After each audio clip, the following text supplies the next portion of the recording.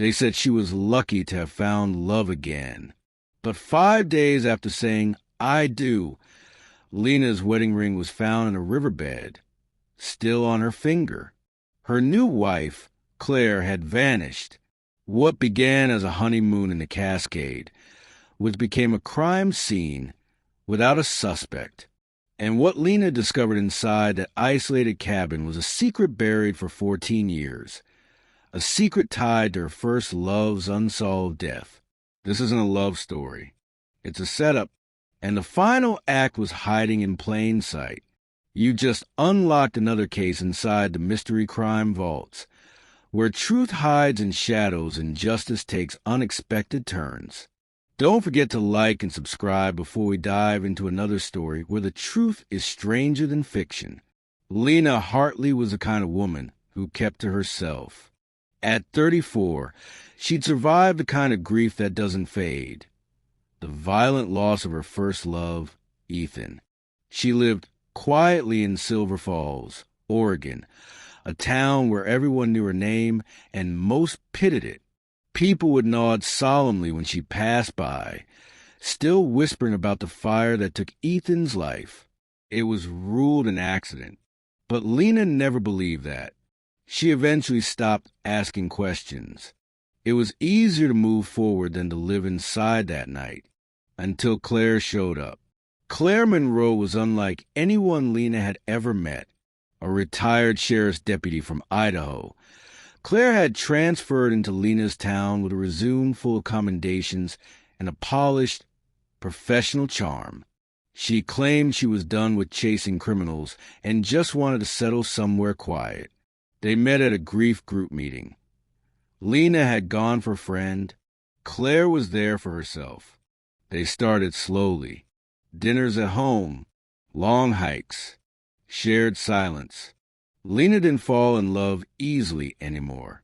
But Claire had patience. She called it healing. She told Lena they were kindred souls, two women carrying pain who didn't want to be alone anymore. By the end of their second year, they eloped quietly. No big ceremony. No white dress. Just rings, a courthouse, and a plan to spend a week off the grid in a secluded mountain cabin Claire had bought years earlier but never used. The first day at the cabin was quiet. Too quiet. Lena brushed it off. No self-service, no traffic noise, just trees and wind.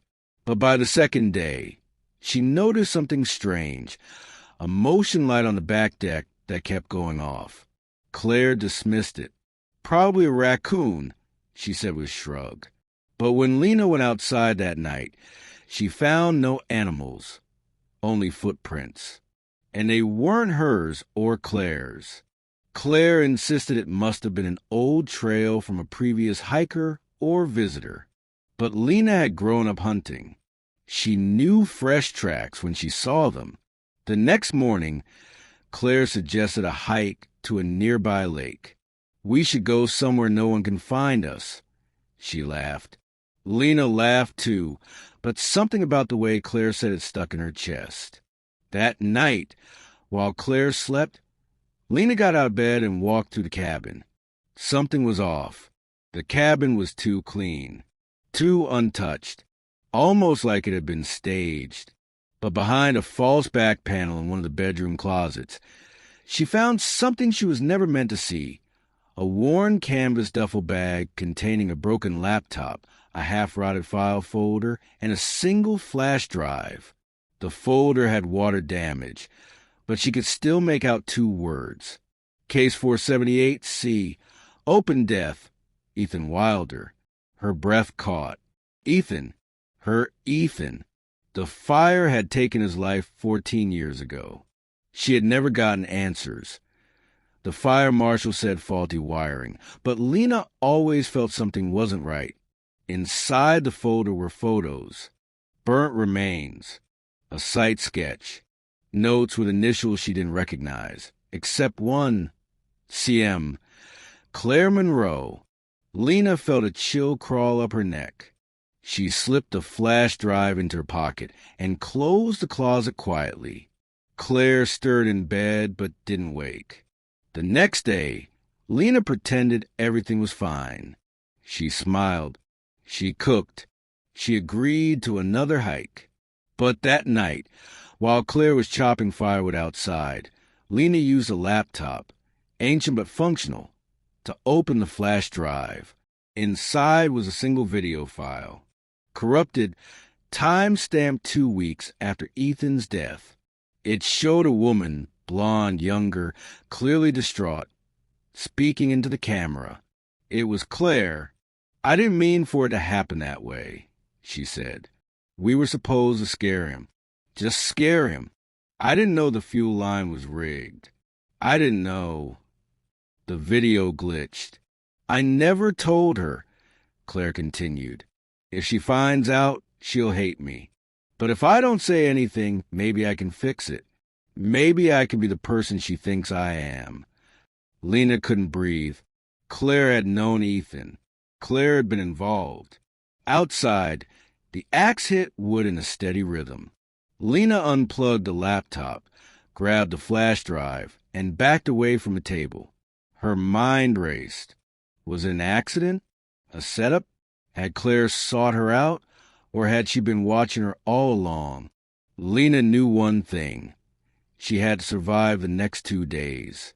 She had to get out of that cabin. And whatever had happened 14 years ago, it wasn't over. Lena didn't sleep that night. She lay in bed beside Claire, listening to her breathe.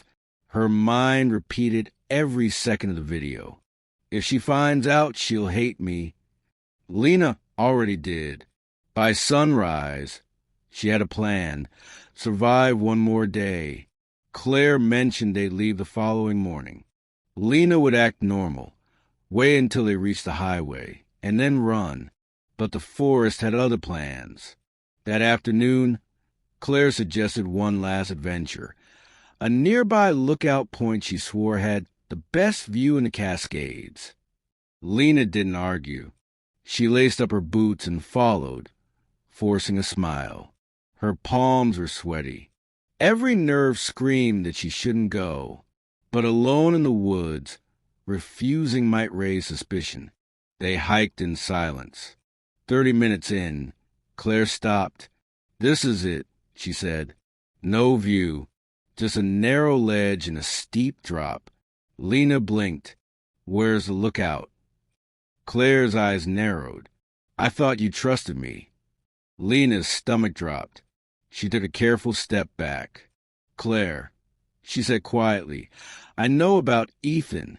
Claire didn't flinch, didn't even deny it. She simply said, "I was hoping you wouldn't." 14 years earlier, Claire was fresh on the job. She wasn't yet a deputy, just a volunteer with a bad temper and the wrong connections. Ethan Wilder had gotten into a fight with her brother over a stolen car part. Claire believed he was responsible. She told her brother she'd handle it. She did. She followed Ethan home, tried to intimidate him. He laughed, said she didn't have the authority. She didn't, but she had friends. That night, someone tossed a Molotov cocktail through the back window of Ethan's trailer. What they didn't know was that a gas leak had already filled the kitchen. The explosion lit up the sky. Ethan didn't make it out. Lena, who was supposed to be there that night, had stayed home sick. The investigation went nowhere. The trailer was reduced to ash. Claire was never questioned. But the guilt? That stayed. Lena felt the earth shift under her boots. Just a few feet away, the ledge crumbled into open air. "I loved you," Claire said, eyes brimming. "I still do." Lena looked down at the ravine. "Then let me go." Claire shook her head. "I tried to fix it. You don't understand. I gave everything up for this." Lena backed away slowly. "Please, Claire, you don't have to do this." For a moment, it looked like she wouldn't. Then Claire lunged. Lena sidestepped just in time, scrambling backward as Claire slipped. Her hand caught a branch. She dangled, feet kicking, shrieking as dirt fell in chunks. Lena hesitated, just for a moment.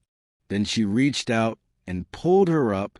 Claire collapsed on the ground, sobbing. I didn't want to lose you too. But Lena didn't respond. She ran. Lena reached the cabin hours later. Claire hadn't followed, or maybe she couldn't. Lena locked the door, stuffed the flash drive and the file into her bag, and started walking. No phone, no car, just her legs and a desperate need to live. 7 miles down the service road, she found a ranger station. By nightfall, state police were in the woods with search dogs and a helicopter. They found Claire a day later, hiding near the ravine. She didn't resist, didn't speak. She just looked at Lena as they led her away and said, "I'm sorry. I thought I could bury it." What followed was a statewide investigation. The flash drive alone was enough to reopen Ethan Wilder's case. But the real bombshell came from the duffel bag. Forensics found traces of accelerant on the folder, the same type used in Ethan's fire. And on the broken laptop was a deleted email, recovered by specialists. It was a message from Claire to her brother weeks before Ethan's death. He won't leave her alone. He's going to pay for what he did. The brother, now living under a new name in Nevada, was brought in for questioning. He cracked quickly, confessed to lighting the fire, said Claire told him it was just a scare. But no one bought that anymore. The media called it the widow's wedding trap. But for Lena, it was just survival. She had escaped one fire, only to be nearly buried in another. And while justice was finally catching up to Claire, Lena now had to face the question that would haunt her for the rest of her life. If she hadn't found that flash drive, would she be alive today? Claire Monroe was charged with second-degree murder in connection to Ethan Wilder's death, attempted murder of Lena Hartley, conspiracy, and obstruction of justice. But it wasn't a straightforward case. The fire that killed Ethan had been declared accidental over a decade earlier. Evidence was old. Witnesses had scattered. Claire's brother, Jeremy Monroe, had admitted to starting the fire, but claimed Claire only told him to intimidate, not to kill. The defense argued that Claire was guilty only of poor judgment, not murder, but the prosecution disagreed. They painted Claire as a manipulator, a woman who had orchestrated Ethan's death, then inserted herself into Lena's life years later, wearing a mask of healing, only to finish what she started. Prosecutor Dina Rollins delivered one of the most haunting opening statements the courtroom had ever heard. This was not just a tragic coincidence. This was an execution in 2 parts, and the second part was nearly completed on a cliffside in Oregon. The video from the flash drive was played in court. Claire's face flickered on screen. Her voice filled the room. "I didn't mean for it to happen that way. I thought I could fix it." Lena sat in the front row, clutching her hands in her lap, stone-faced. She didn't cry. She didn't blink. Her eyes never left Claire. The jury watched, horrified. The duffel bag. Introduced as Exhibit A, investigators confirmed it had been hidden for years. DNA on the folder matched Claire. Traces of gasoline matched the accelerant used in the trailer fire. Recovered email to Jeremy. "He's going to pay?" Jurors gasped. Claire's police record, though clean in recent years, old complaints surfaced, excessive force, intimidation, even rumors of personal vendettas while she was a deputy. Lena's testimony, calm, direct, devastating. She told the court about their marriage, their time at the cabin, and the moment she found the flash drive. But what silenced the room was what she said next. She told me she loved me, but the moment I stopped loving her back, she tried to kill me. The defense attempted a plea for diminished responsibility, saying Claire was mentally unstable, driven by grief, and had experienced a breakdown. But the prosecution shut it down. Claire Monroe didn't break down, Rowland said. She plotted. She waited. And when the truth threatened her carefully crafted life, she acted with precision. The jury deliberated for just over 6 hours. Claire Monroe was found guilty on all counts. Second-degree murder, Ethan Wilder, guilty. Attempted murder, Lena Hartley, guilty. Conspiracy to commit arson, guilty. Obstruction of justice, guilty. She was sentenced to life in prison, without the possibility of parole. Jeremy Monroe received a separate trial and pleaded guilty to involuntary manslaughter. He was sentenced to 15 years. Claire showed little emotion as the verdict was read. She looked once at Lena, but Lena never looked back. In the weeks after the trial, Lena returned to her home in Silver Falls. Reporters camped outside for days, hoping to get a statement. She never gave one. Instead, she released a written note. I lost the same person twice. First to fire, then to deception. But I'm still here. I won't be defined by what they took from me, but by what I survived. The cabin was seized by the state and later burned in a controlled demolition. Locals say Lena requested it. When asked why, she replied, "That place was built on a lie. Let it burn." Claire's former co-workers were shocked. She was the one who always said no case should go cold, one deputy remarked. Turns out, she was the coldest one in town.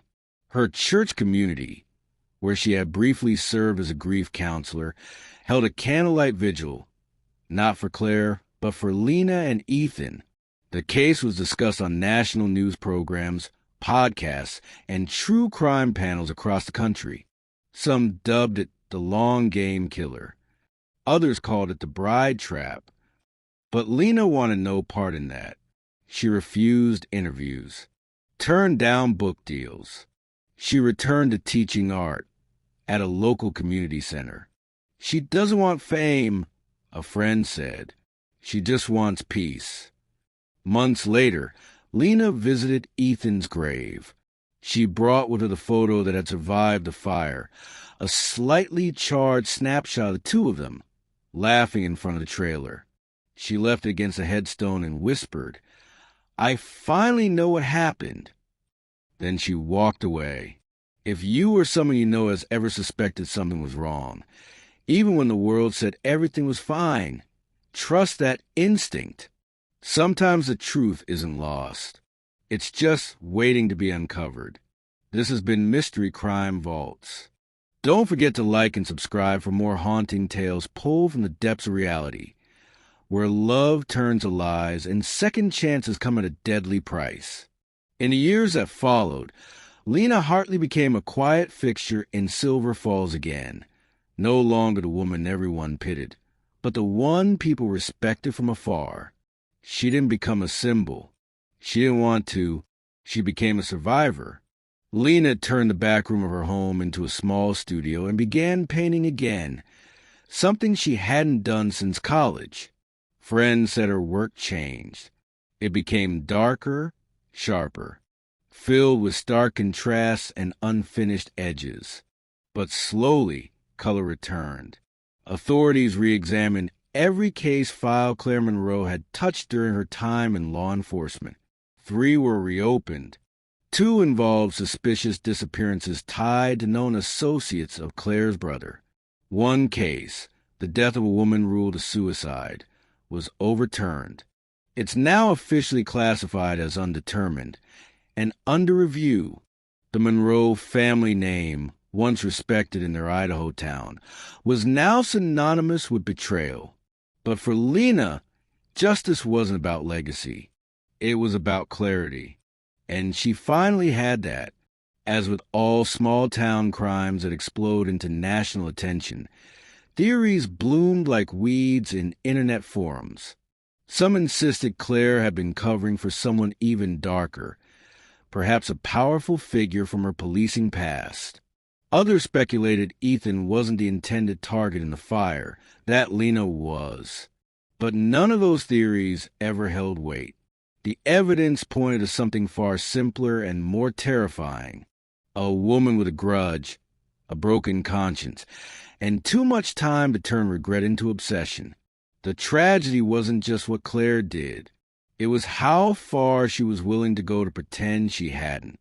1 year to the day after Claire's sentencing, Lena returned to the mountain trail, where it had almost ended.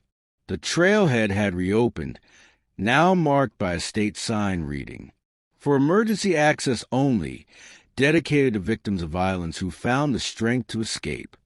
She stood at the edge of the ravine where she'd pulled Claire back to solid ground, where she'd been given one last choice. Lena took a breath and tossed a small object into Gorge, her wedding band.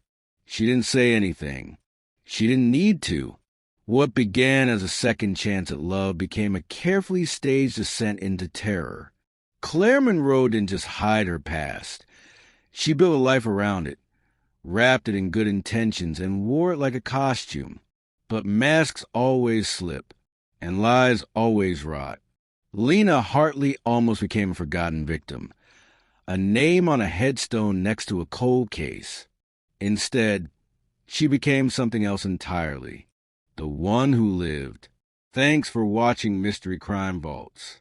Make sure to like, subscribe, and hit the bell so you never miss a true story where truth proves more twisted than fiction. If you've ever trusted someone who wasn't what they seemed, Lena's story might feel too close to home. Subscribe to Mystery Crime Vaults, where we uncover what hides behind the people we think we know. She thought the fire had taken everything. She didn't know the real danger would wear a wedding ring. Subscribe to Mystery Crime Vaults for more stories that remind us evil doesn't always hide in the dark.